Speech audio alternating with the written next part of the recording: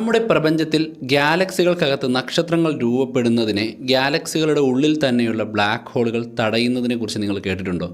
അത്തരത്തിലുള്ള ഏറ്റവും പുതിയ ചില ചിത്രങ്ങളാണ് ജെയിംസ് വെബ് സ്പേസ് ടെലസ്കോപ്പിൻ്റെ നിയർ ഇൻഫ്രാറെഡ് ക്യാമറകൾ ഒപ്പിയെടുത്തിരിക്കുന്നത്. കഴിഞ്ഞ 2024 സെപ്റ്റംബർ 16 നേച്ചർ മാഗസിനിൽ പ്രധാനമായിട്ടും പബ്ലിഷ് ചെയ്ത ഒരു പേപ്പറിൽ നിന്നാണ് ഗാലക്റ്റിക് ക്വെഞ്ചിങ് എന്ന് പറയുന്ന ഒരു പ്രധാനപ്പെട്ട വാക്കിൻ്റെ സഹായത്തോടു കൂടി ഒരു പ്രതിഭാസത്തെ ഗവേഷകർ വെളിപ്പെടുത്തിയിരിക്കുന്നത്. ഏകദേശം 11.5 ബില്യൺ വർഷങ്ങളുടെ പഴക്കമുള്ള ഒരു ഗാലക്സി GS10578 എന്ന് പറയുന്ന ഒരു ഗാലക്സിയുടെ ഒരു സ്വഭാവ സവിശേഷതയായിട്ടാണ് ഗവേഷകർ ഇത്തരത്തിൽ അതിൻ്റെ ഉള്ളിൽ കാണപ്പെടുന്ന ഒരു വലിയ ബ്ലാക്ക് ഹോൾ ആ ഗാലക്സിക്കകത്ത് നക്ഷത്രങ്ങൾ രൂപപ്പെടാൻ സമ്മതിക്കാത്ത രീതിയിലുള്ള ഒരു കാനിബാലിസം കാണിക്കുന്നതായിട്ട് ഒബ്സർവ് ചെയ്തത്. ചിത്രങ്ങളുടെ സ്പെക്ട്രോസ്കോപ്പി മനസ്സിലാക്കുമ്പോഴും അതിൻ്റെ റെഡ് ഷിഫ്റ്റിന് ശേഷമുള്ള പല കളറുകളുടെ ഒരു സ്വഭാവം മനസ്സിലാക്കുമ്പോഴുമാണ് ഇത്തരത്തിലുള്ളൊരു സംഭവം നടക്കുന്നതായി മനസ്സിലാകുന്നത്. നമ്മുടെ മിൽക്കി വേ ഗാലക്സിയുടെ അത്രത്തോളം വലിപ്പവും മാസും വരുന്ന വലിയൊരു ഗാലക്സിയാണ് GS10578 എന്ന് പറയുന്ന. കണ്ടെത്തിയ സയൻറ്റിസ്റ്റിൻ്റെ ഒരു ബഹുമാനാർത്ഥം അതിനെ പാബ്ലോ ഗാലക്സി എന്ന് പറയുന്ന പേരിലാണ് പല തരത്തിലുള്ള ലേഖനങ്ങളും പത്രങ്ങളിലൂടെയും മറ്റും ന്യൂസ് വെബ്സൈറ്റുകളിലൂടെയും പുറത്തു വന്നിരിക്കുന്നത്. ഇതിൻ്റെ റിസർച്ച് പേപ്പർ ഞാൻ ഡിസ്ക്രിപ്ഷനിൽ കൊടുത്തിട്ടുണ്ട്. എന്താണ് ഗാലക്റ്റിക് ക്വെഞ്ചിങ് എന്നതിനെക്കുറിച്ചും ബ്ലാക്ക് ഹോളുകൾ എങ്ങനെയാണ് പ്രപഞ്ചത്തിൻ്റെ ഒരു വാക്വം ക്ലീനറുകളും അന്തകനുമായിട്ട് പ്രവർത്തിക്കുന്ന അതേസമയം തന്നെ താൻ നിയന്ത്രിക്കുന്ന ഒരു വലിയ ഗാലക്സിയുടെ സെൻറ്ററിലിരുന്നു കൊണ്ട് അതിൻ്റെ ഉള്ളിൽ പുതിയ നക്ഷത്രങ്ങൾ ഉണ്ടാകാതിരിക്കാൻ പ്രവർത്തിക്കുന്നത് എന്നതിനെക്കുറിച്ച് നമുക്കൊന്ന് നോക്കാം. ഗാലക്സികൾ എന്ന് പറയുന്ന പ്രപഞ്ചത്തിൽ നക്ഷത്രങ്ങളുടെ ആവാസ കേന്ദ്രങ്ങളാണ്. അതായത് വലിയ തോതിലുള്ള നക്ഷത്ര കൂട്ടങ്ങളെ നമ്മൾ പ്രപഞ്ചത്തിൽ കാണുന്നത് ഗാലക്സികളായിട്ടാണ്. ഒറ്റയ്ക്കൊറ്റയ്ക്ക് നമുക്ക് നക്ഷത്രങ്ങളെ അത്രയ്ക്ക് പ്രപഞ്ചത്തിൻ്റെ പല ഭാഗങ്ങളിലും കാണാൻ കഴിയില്ല. കാരണം പ്രപഞ്ചത്തിൻ്റെ ഏതെങ്കിലും കോണിലേക്ക് അതിശക്തമായിട്ടുള്ള ഗ്രാവിറ്റിയുടെ സഹായത്തോടു കൂടി നക്ഷത്രങ്ങൾ ലൊക്കേറ്റ് ചെയ്യുക എന്ന് പറയുന്നത് സ്വാഭാവികമാണ്. അങ്ങനെ ഒരു പരിസ്ഥിതിയിൽ മാത്രമേ നക്ഷത്രങ്ങൾ രൂപപ്പെടാറുള്ളൂ. നക്ഷത്രങ്ങൾ രൂപപ്പെടുന്നതിന് ഇന്ധനം ആവശ്യമുണ്ട്. പ്രപഞ്ചമുണ്ടായ സമയത്താണ് നക്ഷത്രങ്ങൾ രൂപപ്പെടുന്നതെങ്കിൽ അതിനാവശ്യമായിട്ടുള്ള ഫ്യൂവൽ എന്ന് പറയുന്നത് ബിഗ് ബാങ്ങിന് ശേഷം പിന്നെയും ഒരുപാട് കോടി വർഷങ്ങൾ എടുത്തുകൊണ്ട് പ്രപഞ്ചത്തിൽ രൂപപ്പെട്ടു വന്ന ഗാലക്റ്റിക് ക്ലൗഡുകളുടെ സഹായത്തോടു കൂടിയാണ്. ഗാലക്റ്റിക് ക്ലൗഡുകൾ എന്ന് പറയുമ്പോൾ പ്രധാനമായിട്ടും ഒരു 90-95% ഹൈഡ്രജനും പിന്നീട് വളരെ കുറച്ച് മറ്റ് മൂലകങ്ങളും അടങ്ങിയ ഗ്യാസ് ക്ലൗഡുകളാണ്. ഈ ഗ്യാസ് ക്ലൗഡുകൾ ആദ്യകാല പ്രപഞ്ചത്തിലുണ്ടായിരുന്നത് പിന്നീട് തണുത്തുറഞ്ഞ സാഹചര്യങ്ങളിൽ അവയുടെ എനർജി നഷ്ടമാകുമ്പോൾ കൂടിച്ചേർന്നുകൊണ്ട് നക്ഷത്രങ്ങളായി രൂപപ്പെടുകയാണ് ചെയ്യുന്നത്. ഗുരുത്വാകർഷണ ബലത്തിൻ്റെ സവിശേഷമായ സഹായത്തോടു കൂടി പ്രപഞ്ചത്തിൽ കാണപ്പെടുന്ന ഹൈഡ്രജനാൽ സമ്പന്നമായിട്ടുള്ള ഗാലക്റ്റിക് ക്ലൗഡുകൾ കൂടിച്ചേരുകയും അവയുടെ ശക്തമായ മാസിൻ്റെ അടിസ്ഥാനത്തിൽ ഗുരുത്വാകർഷണം അവയെ ഒന്നിച്ച് ചേർത്തതിന് ശേഷം അതിൻ്റെ ഉള്ളിൽ എവിടെയെങ്കിലും ഒരു ട്രിഗറിങ് സംഭവിക്കുമ്പോൾ ഹൈഡ്രജൻ ഫ്യൂഷൻ പ്രോസസ്സ് ആരംഭിക്കുകയും നക്ഷത്രങ്ങളായി മാറുകയും ചെയ്യുന്നതായിരുന്നു ആദ്യകാല പ്രപഞ്ചത്തിൽ സംഭവിച്ചിരുന്നത്. ഇപ്പോഴും ഇത്തരം നക്ഷത്രങ്ങളെ രൂപപ്പെടുത്താൻ സഹായിക്കുന്ന ക്ലൗഡുകളുണ്ട്. നമ്മളതിനെ നെബുലകളെന്ന് വിളിക്കും. എന്നാൽ ആദ്യകാല പ്രപഞ്ചത്തിൽ ഇത്തരത്തിലുള്ള നക്ഷത്രക്കൂട്ടങ്ങൾ രൂപപ്പെട്ടു വന്നതിന് അതിന് മുൻപുണ്ടായിരുന്ന ഒരു സാഹചര്യമില്ല. പ്രപഞ്ചത്തിൻ്റെ രൂപീകരണത്തിന് ശേഷമുള്ള കുറേ സാഹചര്യങ്ങളാണ് നക്ഷത്രങ്ങളെ രൂപീകരിക്കുന്നത്. ഇത്തരത്തിൽ ആദ്യകാല നക്ഷത്രങ്ങൾ രൂപപ്പെട്ട് അതിൻ്റെ ലൈഫ് സൈക്കിളിലൂടെ ഹൈഡ്രജൻ ഫ്യൂഷൻ പ്രോസസ്സിലൂടെ ചൂടും പ്രകാശവും പുറത്തു വിടുകയും അതിൻ്റെ ഉള്ളിൽ ഹൈഡ്രജൻ ഹീലിയം പിന്നീട് അയൺ വരെയുള്ള മറ്റു മൂലകങ്ങളുമായിട്ട് ഘട്ടം ഘട്ടമായി രൂപപ്പെടുകയും ചെയ്ത് പൊട്ടിത്തെറിച്ച് വീണ്ടും പ്രപഞ്ചത്തിൽ നക്ഷത്രങ്ങൾ രൂപപ്പെടാൻ ആവശ്യമായിട്ടുള്ള ഇന്ധനം എത്തിച്ചേരുകയും ഈ സെക്കൻഡറി ആയിട്ടുള്ള പദാർത്ഥങ്ങളിൽ നിന്ന് സെക്കൻഡറി സ്റ്റാർ ഫോർമേഷൻ നടക്കുകയൊക്കെയാണ് ചെയ്തുകൊണ്ടിരിക്കുന്നത്. അപ്പോൾ പ്രപഞ്ചത്തിൽ നക്ഷത്രങ്ങൾ രൂപപ്പെടുക എന്ന് പറയുന്ന സവിശേഷമായ സാഹചര്യങ്ങൾ ഉണ്ടാകാനായിട്ട് ചില കണ്ടീഷനുകൾ ആവശ്യമുണ്ട്. അതിന് നെബുലകൾ വേണമെന്ന് ഞാൻ പറഞ്ഞു. അപ്പോൾ ഈ നെബുലകൾ പ്രധാനമായിട്ട് ഹോൾഡ് ചെയ്ത് വച്ചിരിക്കാനായിട്ട് പ്രപഞ്ചത്തിൽ ചില വലിയ രൂപങ്ങളുണ്ട്. അവയാണ് സൂപ്പർ മാസീവ് ബ്ലാക്ക് ഹോളുകൾ എന്ന് വിളിക്കുന്നത്. SMBH എന്ന് പറയും. ബ്ലാക്ക് ഹോളുകൾ സാധാരണ രൂപപ്പെടുന്നതായിട്ട് നമ്മൾ കേട്ടിട്ടുള്ളത് വലിയ നക്ഷത്രങ്ങൾ അവരുടെ അന്ത്യനാളുകളിൽ സംഭവിക്കുന്ന പൊട്ടിത്തെറിക്ക് ശേഷം സ്വന്തം ഗ്രാവിറ്റി കൊണ്ട് ഇറ്റ്സെൽഫ് രൂപപ്പെട്ടു വരുന്ന രൂപങ്ങളായിട്ടാണ്. എന്നാൽ പ്രപഞ്ചത്തിൽ മിൽക്കി വേ ഉൾപ്പെടെയുള്ള ഗാലക്സികളുടെ സെൻറ്റർ ഭാഗത്ത് വലിയ വലിയ ബ്ലാക്ക് ഹോളുകൾ കാണപ്പെടുന്നുണ്ട്. ഈ ബ്ലാക്ക് ഹോളുകളാണ് ഇത്രയും ലക്ഷക്കണക്കിന് കോടിക്കണക്കിന് നക്ഷത്രങ്ങളെ പിടിച്ചു നിർത്തിയിട്ട് അതിൻ്റെ സെൻറ്ററിൽ ഇരുന്നുകൊണ്ട് ഇവയെ കൺട്രോൾ ചെയ്യുന്നത്. കൺട്രോൾ ചെയ്യുക എന്ന് പറയുന്നത് അതിശക്തമായ ഗ്രാവിറ്റി ഉപയോഗിച്ചുകൊണ്ട് ആ നക്ഷത്രങ്ങളെ ഒരു പ്രത്യേക റീജിയനിൽ നിലനിർത്തുകയും ആ നക്ഷത്രങ്ങൾക്ക് സ്റ്റെബിലിറ്റി കൊടുക്കുകയും ചെയ്യുന്നത്. ഈ സൂപ്പർ മാസീവ് ബ്ലാക്ക് ഹോളുകൾ വലിയ നക്ഷത്രങ്ങൾ പൊട്ടിത്തെറിച്ച് ഉണ്ടായതായിട്ടല്ല കണക്കാക്കുന്നത്. അത് പ്രപഞ്ചത്തിൻ്റെ ആദ്യകാല രൂപീകരണത്തിന് ശേഷം ഉണ്ടായി വന്നവയാണ് എന്നാണ് കണക്ക്. അപ്പോൾ ഈ സൂപ്പർ മാസീവ് ബ്ലാക്ക് ഹോളുകൾക്ക് ചുറ്റും നക്ഷത്രങ്ങൾ നിൽക്കുമ്പോഴാണ് പ്രപഞ്ചത്തിൽ നക്ഷത്രങ്ങൾക്കൊരു സ്ഥിരതയുണ്ടാകുന്നതും കൃത്യമായ എനർജി പ്രൊഡക്ഷൻ ഉണ്ടാകുന്നതും ഈവൻ ഒരു നക്ഷത്രം ജനിക്കുക വരെ ചെയ്യുന്നത്. അല്ലാതെ പ്രപഞ്ചത്തിൻ്റെ റാൻഡമായ സ്ഥലങ്ങളിൽ ഈ ക്ലൗഡുകൾ കാണപ്പെടുകയും അവിടെ നക്ഷത്രം ഉണ്ടാവുകയും ചെയ്യുന്ന സാഹചര്യങ്ങൾ കുറവാണ്. കാരണം പ്രപഞ്ചത്തിൻ്റെ മിക്ക സ്ഥലവും എംറ്റിയാണ്. ഒരുപാട് വർഷത്തെ പരിണാമ ചരിത്രത്തിലൂടെ നക്ഷത്രങ്ങൾ ഇന്ന് കാണുന്ന രൂപത്തിലേക്ക് വരുന്നതിന് മുമ്പ് തന്നെ ഈ ഹൈഡ്രജനും മറ്റും അടങ്ങിയ ഗാലക്സി ക്ലൗഡുകളെ വലിയ വലിയ ബ്ലാക്ക് ഹോളുകൾ പിടിച്ചു വയ്ക്കുകയും അവയ്ക്ക് ചുറ്റും നിലനിർത്തുകയും ചെയ്തിട്ട് ഈ ക്ലൗഡിൽ നിന്നാണ് നക്ഷത്രങ്ങൾ പിന്നീട് രൂപപ്പെട്ടു വന്നത് ആദ്യകാല പ്രപഞ്ച രൂപീകരണത്തിന് ശേഷം.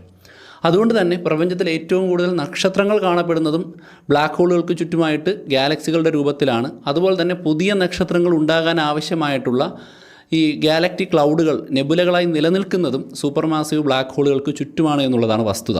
അപ്പോൾ ആദ്യം സൂപ്പർ മാസീവ് ബ്ലാക്ക് ഹോളുകളുടെ ചുറ്റുപാടുമുള്ള നക്ഷത്രങ്ങൾ രൂപപ്പെട്ട് അവ പൊട്ടിത്തെറിച്ച് അവയിൽ കത്തിത്തീരാത്ത ഹൈഡ്രജൻ ക്ലൗഡുകൾ വീണ്ടും മറ്റൊരു നക്ഷത്രത്തിൻ്റെ ജനനത്തിന് കാരണമായി മാറുന്നൊരു പ്രതിഭാസമാണ് സൂര്യൻ ഉൾപ്പെടെയുള്ള നക്ഷത്രങ്ങൾക്ക് കാരണമായത്. സൂര്യൻ പ്രപഞ്ചം ഉണ്ടായിട്ട് ഒരുപാട് കോടി വർഷം കഴിഞ്ഞാണല്ലോ രൂപപ്പെട്ടു വന്നത്.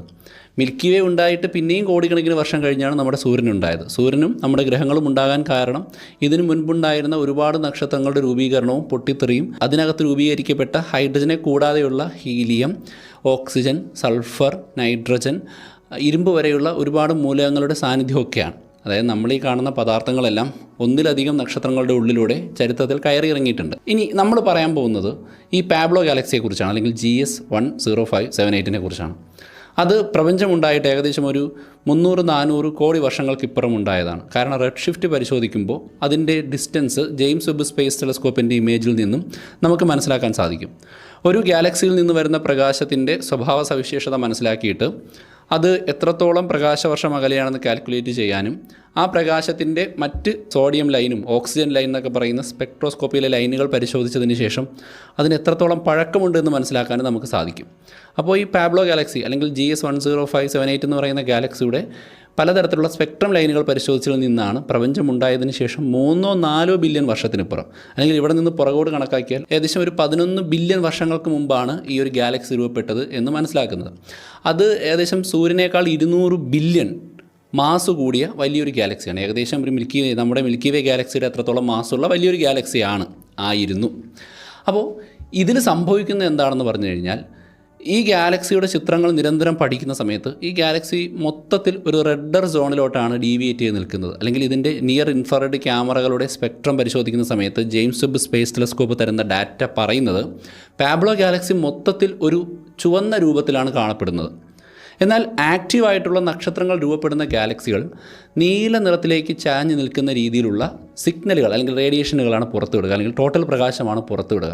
ചുവന്ന റീജിയനിലേക്ക് മാറി നിൽക്കുന്നു എന്നതിൻ്റെ അർത്ഥം ആ ഗാലക്സികളിൽ പഴക്കം കൂടിയ നക്ഷത്രങ്ങൾ മാത്രമേ ഉള്ളൂ എന്നും പുതിയ നക്ഷത്രങ്ങൾ രൂപപ്പെടുന്നില്ല എന്നുമുള്ള കണ്ടെത്തലിലേക്കാണ് നമ്മളെ നയിക്കുന്നത്. അതിൻ്റെ അർത്ഥം ഒരു ഗാലക്സി, വലിയൊരു ഗാലക്സി നിലനിൽക്കുന്നുണ്ട്, അതിൻ്റെ സെൻറ്ററിൽ വലിയൊരു ബ്ലാക്ക് ഹോൾ ഉണ്ട്, പക്ഷേ ആ ഗാലക്സിയിൽ പുതിയ നക്ഷത്രങ്ങൾ ഉണ്ടാകാൻ ആവശ്യമായ സാഹചര്യമില്ല. പുതിയ നക്ഷത്രങ്ങൾ ഉണ്ടാകണമെങ്കിൽ ഒന്ന്, അതിന് ആക്റ്റീവായിട്ടുള്ള ഒരു നക്ഷത്ര രൂപീകരണത്തിന് സഹായിക്കുന്ന രീതിയിലുള്ള ഗ്യാസ് ക്ലൗഡുകൾ ഉണ്ടായിരിക്കണം. അത് തണുത്തുറഞ്ഞ് സ്വന്തം ഗ്രാവിറ്റി കൊണ്ട് നക്ഷത്രമായി മാറാൻ സാധിക്കണം. രണ്ട്, അത് ആ ഗാലക്സിക്ക് ചുറ്റുമുള്ള പ്രദേശത്തിന് ഫേവറബിൾ ആയിട്ടുള്ളൊരു കണ്ടീഷനിലായിരിക്കണം. ഇതെന്തുകൊണ്ട് സംഭവിക്കുന്നു എന്നുള്ള ചോദ്യത്തിൻ്റെ ഉത്തരം മുമ്പേ തന്നെ തിയററ്റൈസ് ചെയ്ത് വെച്ചിട്ടുണ്ട്. അതായത് ഇത്തരം ഗാലക്സികളുടെ സെൻറ്ററിൽ പ്രവർത്തിക്കുന്ന ബ്ലാക്ക് ഹോളുകളാണ്, സൂപ്പർ മാസീവ് ബ്ലാക്ക് ഹോളുകളാണ്, അവയുടെ ആക്റ്റീവ് ഗാലക്റ്റിക് ന്യൂക്ലിയസുകളാണ് സത്യത്തിൽ പുതിയ നക്ഷത്രങ്ങൾ ഉണ്ടാകുന്നത് തടയാൻ കാരണം. നമ്മൾ ഒരുപാട് ദൂരെയുള്ള നക്ഷത്രങ്ങളെയും ഗാലക്സികളെയും നോക്കുമ്പോൾ അത് അത്രത്തോളം പഴക്കമുള്ളവയാണല്ലോ. അപ്പോൾ സ്വാഭാവികമായിട്ടും ഒരുപാട് കോടി വർഷം പഴക്കമുള്ള ഒരു നക്ഷത്ര സമൂഹത്തെയാണ് നമ്മൾ കണ്ടത്. ഈ നക്ഷത്ര സമൂഹത്തിനകത്ത് ഗാലക്സികൾ പുതിയതായിട്ട് നക്ഷത്രങ്ങളെ ജന്മമെടുക്കാൻ അനുവദിക്കില്ല എന്ന് പറയുമ്പോൾ രണ്ട് സാധ്യതകളാണുള്ളത്.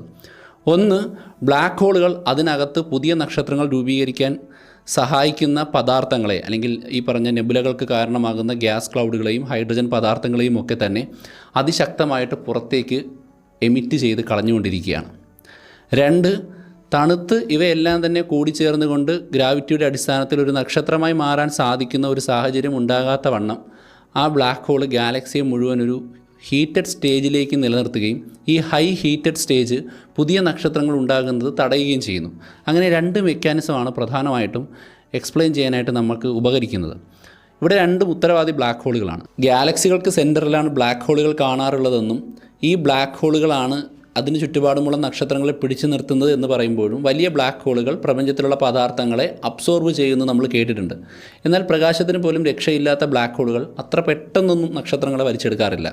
പകരം അവർക്ക് ചുറ്റും അല്ലെങ്കിൽ ബ്ലാക്ക് ഹോളിന് ചുറ്റും അക്രിഷൻ ഡിസ്ക് എന്ന് പറയുന്ന ഒരു ഏരിയ ഉണ്ട്. അവിടെയാണ് അതിലേക്ക് ചെന്ന് വീഴുന്ന എല്ലാ പദാർത്ഥങ്ങളും സൂപ്പർ ഹീറ്റ് ചെയ്യുന്നതും അതിനുശേഷം ഗ്രാജുവലി ബ്ലാക്ക് ഹോളിൻ്റെ ഉള്ളിലേക്ക് പോകുന്നതും. ഈ പ്രോസസ്സിനിടയ്ക്ക് ബ്ലാക്ക് ഹോളുകളുടെ ആ ഒരു റൊട്ടേറ്റിംഗ് പ്ലെയിനിന് പെർപെൻഡിക്കുലറായിട്ട് മുകളിലും താഴെയും വളരെ ശക്തമായ പദാർത്ഥങ്ങൾ ഇജക്റ്റ് ചെയ്യാറുണ്ട്. ഗാമാ റേ ബേഴ്സിൻ്റെ മറ്റൊരു വെർഷനായിട്ട്. എന്നാൽ അതിനേക്കാൾ വളരെ വലിപ്പത്തിൽ പദാർത്ഥങ്ങൾ ഇജക്റ്റ് ചെയ്യാറുണ്ട്. ഈ ഇജക്ഷൻ പ്രോസസ്സ് ആ ഗാലക്സിക്കകത്ത് നടക്കുകയാണ് എങ്കിൽ പുതിയ നക്ഷത്രങ്ങൾ ഉണ്ടാകാൻ കാരണമായേക്കാവുന്ന ഹൈഡ്രജൻ ഗ്യാസുകളെയും മറ്റ് ക്ലൗഡുകളെയും നെബുലകളെയും ഒക്കെ തന്നെ ഇത് പുറത്തേക്ക് തള്ളി മറ്റ് സ്ഥലങ്ങളിലേക്ക് വിട്ടുകൊണ്ടിരിക്കുന്നു. ഇതിനൊരു എസ്കേപ്പ് വെലോസിറ്റി വേണം. ഇപ്പോൾ ഭൂമിയിൽ നിന്നൊരു പദാർത്ഥം പുറത്തേക്ക് പോകാൻ ഭൂമിയുടെ ഗ്രാവിറ്റി മറികടക്കണം. അത്രയും ശക്തമായ 1000 km/s മുകളിൽ എത്തിച്ചേരാൻ കഴിയുന്ന രീതിയിലാണ് ഇത്തരം ഗ്യാസുകളെ ആ ബ്ലാക്ക് ഹോളിൻ്റെ ഓൺ പവർ പുറത്തേക്ക് തള്ളിക്കളയാൻ സാധ്യത എന്ന് ഗവേഷകർ അനുമാനിക്കുന്നുണ്ട്. നമ്മൾ മിൽക്കി വേയുടെ സെൻറ്ററിലേക്ക് നോക്കിക്കഴിഞ്ഞാൽ ആ ബ്ലാക്ക് ഹോളിൻ്റെ ഭാഗത്ത് ഒരുപാട് തിളങ്ങുന്ന കുറേ പദാർത്ഥങ്ങൾ കാണാമല്ലോ. അവിടെ ബ്ലാക്ക് ഹോൾ ഇല്ലാത്തതുകൊണ്ടല്ല, ഈ അക്രഷൻ ഡിസ്കും അതിന് ചുറ്റുപാടുമുള്ള ഏരിയ സൂപ്പർ ഹീറ്റഡായിട്ട് നിൽക്കുന്നതുകൊണ്ടാണ്. ഈ സൂപ്പർ ഹീറ്റ് സ്റ്റേജ് മിൽക്കി വേ ഗാലക്സിക്ക് വലിയ പ്രശ്നമില്ല. കാര്യം അതൊരു വലിയ ത്രഷോൾഡിന് മുകളിലല്ല ചൂടാക്കി നിർത്തിയിരിക്കുന്നത്. എന്നാൽ ഈ പാബ്ലോ ഗാലക്സിയുടെ ഏറ്റവും സെൻറ്ററിൽ ഒരുപക്ഷെ ഈ പദാർത്ഥങ്ങളെ പുറത്തേക്ക് കളയുക എന്ന് പറയുന്നത് പോലെ തന്നെ ഈ ആക്റ്റീവ് ബ്ലാക്ക് ഹോളിൽ പദാർത്ഥങ്ങളെ മൊത്തത്തിൽ സൂപ്പർ ഹീറ്റാക്കി നിർത്തി അതിനെ തണുത്തിരിക്കാൻ സമ്മതിക്കാത്ത വിധത്തിൽ പുതിയ നക്ഷത്രങ്ങളുടെ രൂപീകരണത്തെ തടയുക കൂടി ചെയ്തിരിക്കാനാണ് സാധ്യത. ഇതാണ് ജെയിംസ് വെബ് സ്പേസ് ടെലസ്കോപ്പിൻ്റെ ഏറ്റവും പുതിയ പഠനങ്ങൾ നമ്മളോട് പറയുന്നത്. അതായത് നമ്മൾ പ്രപഞ്ചത്തിലേക്ക് നോക്കുമ്പോൾ ചുവന്ന പ്രകാശം പുറത്തേക്ക് വിടുന്ന ഗാലക്സികളാണ് ഉള്ളതെങ്കിൽ അതിനകത്തുള്ള ഏകദേശം എല്ലാ നക്ഷത്രങ്ങളും വളരെയധികം പ്രായം ചെന്ന നക്ഷത്രങ്ങളായിരിക്കും. എല്ലാ ഗാലക്സിക്കകത്തും പ്രായം ചെന്ന നക്ഷത്രങ്ങൾ ഉണ്ടായിരിക്കും. പക്ഷേ ഒരു പരിധി കഴിയുമ്പോൾ ഈ പ്രായം ചെന്ന നക്ഷത്രങ്ങളേക്കാൾ കൂടുതൽ പുതിയ നക്ഷത്രങ്ങൾ ഉണ്ടാകും. കാരണം പ്രായം ചെന്ന നക്ഷത്രങ്ങൾ പൊട്ടിത്തെറിക്കും.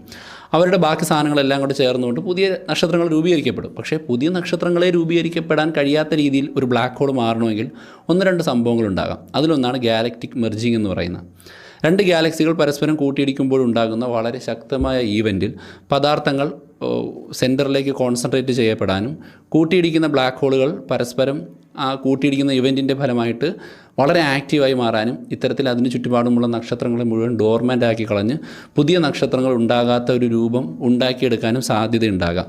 ചിലപ്പോൾ ഇവിടെയും അങ്ങനെ സംഭവിച്ചതായിരിക്കാം. പക്ഷേ ക്രമേണ പുതിയ നക്ഷത്രങ്ങളൊന്നും ഉണ്ടാകാതിരിക്കുമ്പോൾ പതിയെ ഈ വയസ്സായ നക്ഷത്രങ്ങളൊക്കെ തന്നെ ബേണായി അത് പല സ്റ്റേജിലൂടെ കടന്നുപോയി പൊട്ടിത്തെറിച്ച് ന്യൂട്രോൺ സ്റ്റാറും ചെറിയ ബ്ലാക്ക് ഹോളുകളും വെള്ളക്കുള്ളന്മാരും ഒക്കെ ആയി മാറുന്ന സമയത്ത് ഒരു ബ്ലാക്ക് ഹോൾ മാത്രം അവശേഷിക്കുന്ന രൂപത്തിലേക്ക് ആ ഒരു കാര്യം മാറാം. ഒരു സൂപ്പർ മാസീവ് ബ്ലാക്ക് ഹോളും അതിന് ചുറ്റും കുറേ വെള്ളക്കുള്ളന്മാരും കറുത്ത കുള്ളന്മാരും ന്യൂട്രോൺ സ്റ്റാറുകളൊക്കെ ആയിട്ട് മാറുന്ന ഒരു സ്റ്റേജിലേക്ക് പോവുകയും പിന്നെ പലതരത്തിലുള്ള സ്റ്റെല്ലാർ റെവല്യൂഷൻ്റെ ഫലമായിട്ട് ഫ്യൂസിങ്ങും മറ്റ് സംഭവിച്ചുകൊണ്ട് ആ ഒരു ഗാലക്സിയുടെ എക്സിസ്റ്റൻസ് തന്നെ ഇല്ലാതാവുകയും ചെയ്യാം. ഞാനീ പറയുന്നത് മിൽക്കി വേ ഗാലക്സിയുടെ അത്ര വലിപ്പമുള്ളൊരു ഗാലക്സിയെക്കുറിച്ച് ഗവേഷകർ പഠിച്ചതാണ്.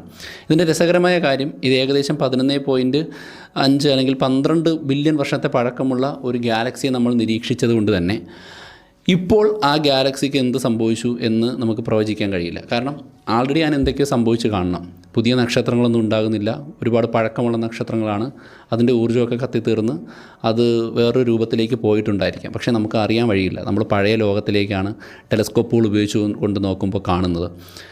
ബിഗ് ബാങ് സംഭവിച്ച് 3-4 ബില്യൺ വർഷത്തിന് ഇപ്പുറമുള്ളൊരു ഗാലക്സിയുടെ എവല്യൂഷനാണ് നമ്മൾ കണ്ടത്. അതുകൊണ്ട് അറിയില്ല, എന്തോ സംഭവിച്ചിരിക്കണം. പക്ഷേ അവിടെ പുതിയ നക്ഷത്രങ്ങൾ ഉണ്ടാകുന്നില്ല എന്നുള്ളത് ഏകദേശം വസ്തുതാപരമായിട്ടുള്ളൊരു കണ്ടെത്തലായിട്ട് ജെയിംസ് വെബ് സ്പേസ് ടെലസ്കോപ്പ് പുറത്തുവിട്ടിട്ടുണ്ട്. Thank U.